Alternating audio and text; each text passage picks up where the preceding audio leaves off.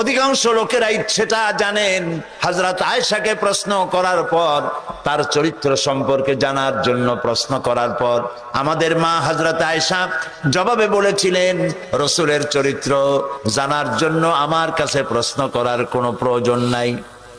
যদি তোমরা কোরআন বুঝে থাকো, কোরআন যদি পড়ে থাকো আর বুঝে থাকো, নবীর চরিত্র আমার কাছে জিজ্ঞাসা করার দরকার নাই। কোরআনে যা পড়েছো তার বাস্তব নমুনা যদি দেখতে চাও, আল্লাহর নবীর দিকে তাকায়া দেখো। যেটা কোরআন সেটাই নবীর চরিত্র। সুবহানাল্লাহ। যেটা কোরআন সেটাই নবীর চরিত্র।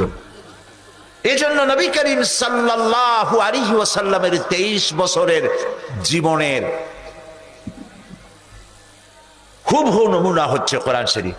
আর কোরআন শরীফের ব্যাখ্যা, তরজমা, তাফসীর, 30 পারা কোরআনের ব্যাখ্যা, তাফসীর, নবী করিম সাল্লাল্লাহু আলাইহি ওয়াসাল্লামের 23 বছরের জীবন।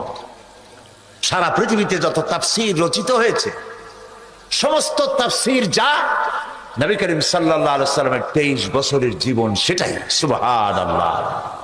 কোরআন শুধু মুখস্থ করার জন্য, শুধু তেলাওয়াতের জন্য নাজিল হয় নাই। কোরআন এসেছিল একটি বিপ্লব সাধন করার জন্য। আপনি কি ভাবতে পারেন